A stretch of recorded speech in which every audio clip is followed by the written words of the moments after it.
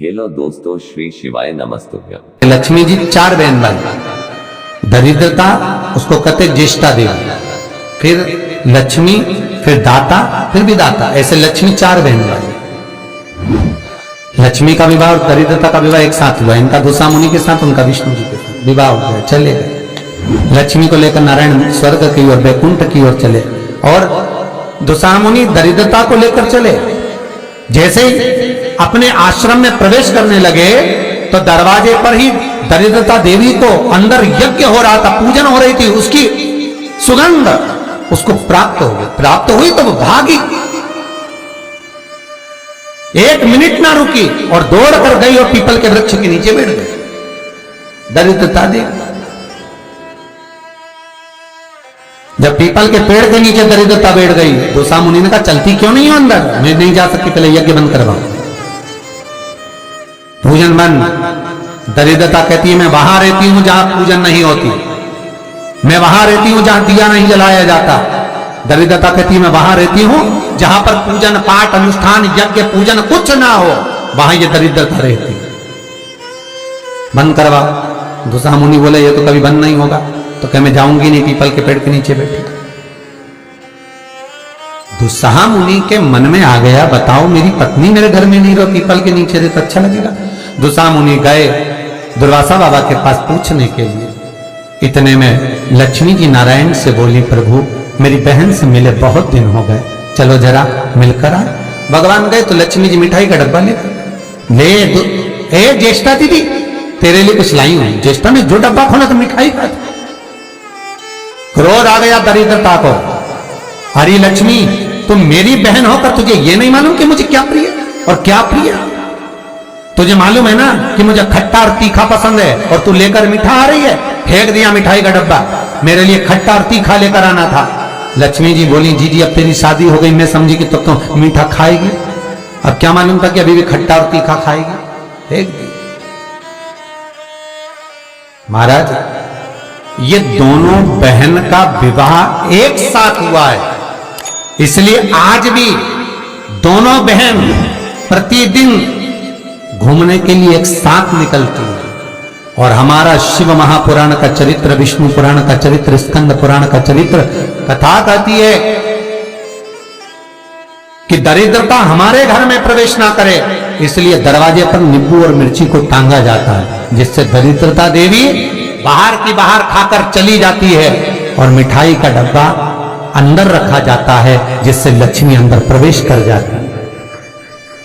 मिठाई घर के अंदर और दरिद्रता के लिए नींबू मिर्ची बाहर।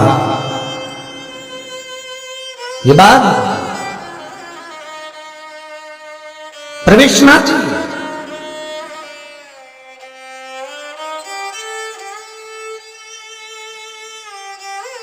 ये अंदर नहीं आना चाहिए, दरिद्रता बाहर रहे। ताकि आप अपडेटेड रहें हमारे हर एक वीडियो से। भगवान विष्णु कहते हैं दरिद्रता। आज शनिवार का दिन है, जिस दिन तुमने हमारा लक्ष्मी के साथ दर्शन किया है इस पीपल के पेड़ के नीचे। जो शनिवार के दिन पीपल के वृक्ष के नीचे दिया लगाता है, पूजन करता है, उसको लक्ष्मी प्राप्त हो। हमारे हर एक वीडियो से सोमवार, मंगलवार, बुधवार, गुरुवार, शुक्रवार, शनिवार, ये सारे वार हम पीपल के वृक्ष के नीचे लक्ष्मी के साथ विराजमान होंगे। दरिद्रता बोली, वाह नारायण वाह, सब्सक्राइब करें हमारे मेरे दरवाजे पर आए और कहते हो कि मैं लक्ष्मी के साथ विराजमान होऊंगा। नारायण हमारे हर एक आप भले 7 दिन में निवास करो, मना नहीं है, पर एक दिन ये पीपल के वृक्ष में मेरा वासा होगा, और वो रविवार का दिन होगा। रविवार के दिन जो पीपल के वृक्ष के नीचे आएगा, खाली हाथ आएगा, उसके घर में ये दरिद्रता प्रवेश कर जाएगी। भगवान विष्णु ने कहा, मान लो कोई जल लेकर आया, फूल लेकर आया, कोई सामान लेकर आया, तो दरिद्रता कहती अगर कोई वस्तु लेकर आया तो दरिद्रता उसके द्वार नहीं जाएगी। पर कोई खाली हाथ पीपल के वृक्ष के नीचे आया तो ये दरिद्रता जाएगी। आज भी नियम है महाराज, पीपल का वृक्ष अगर दीवालों पर लग गया, कहीं लग गया, नहीं उखड़ रहा, बार बार उखाड़ा फिर लग जाता, फिर उखाड़ो फिर लग जाता, तो रविवार के दिन एक नींबू को काटकर मिर्ची के साथ में उस पेड़ के नीचे रख दो और रविवार के दिन फिर उसको उखाड़ दो, कहीं ले जाकर लगवा दो, तब वो वृक्ष फिर वापस नहीं लगता। आज भी नहीं है। और अगर आप वैसे रोज उखाड़ोगे तो 2, 4, 8, 15 दिन में, 20 दिन में, 1 महीना, 4 महीना, 6 महीना वापिस लगे, वापिस वही विराजमान है। पर नींबू कटा हुआ अगर रख दिया और मिर्ची रख दी और उसके बाद उसको उखाड़ा और कहीं ले जाकर लगा दिया आपने, फिर वो नहीं, दरिद्रता देगी, विराजमान है। भगवान विष्णु लक्ष्मी से कहते हैं, लक्ष्मी ये पीपल का वृक्ष है, हमारा चैनल वास्तु जिस वृक्ष के नीचे ताकि आप अपडेटेड रहें हमारे हर एक भगवान शिव का ही एक कपिल अवतार, पिपलेश्वर अवतार, भगवान शिव का एक स्वरूप, सब्सक्राइब करें हमारा चैनल वास्तु जो कि स्वयं दधीची ऋषि की धर्मपत्नी सुभाष के गर्भ से भगवान का एक आनंदमय ज्ञान मुद्रा का स्वरूप उत्पन्न होगा, जिसका नाम पिपलाद होगा। वो यही पीपल के वृक्ष के नीचे निवास करेगा। इसकी जड़, तना, पत्ते ये सब पुण्य भागी हैं। सब्सक्राइब करें पुण्य हमारा भागी। Channel vastu fact. एक सरल अपडेटेड विषय में ध्यान देना, फिर निवेदन करूं। कई माताएं कहती है, गुरुजी हमने सफेद आंकड़े की जड़ बांधी और मान लो संतान हुई, और कई ऐसी हैं जिन्होंने बांधी और तो नहीं हुई है, तो उसके लिए भी ध्यान रखिएगा। 18 साल हो जाए, 17 साल हो जाए, 10 साल हो जाए, 12 साल हो जाए और घर में बच्चा नहीं है, संतान नहीं है, तो प्रयास करना सफेद आंकड़े की जड़ को लेना, तुमरुका जी का नाम लेकर 21 बार शिवलिंग पे से घुमाना, रजस्वला धर्म के 7वें दिन कमर पर बांध लेना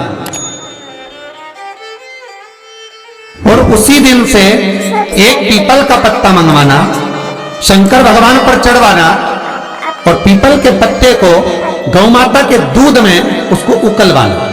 ठीक है, उकलवाकर ठंडा करवाकर पत्ते को बाहर ठंडा करने में डाल देना।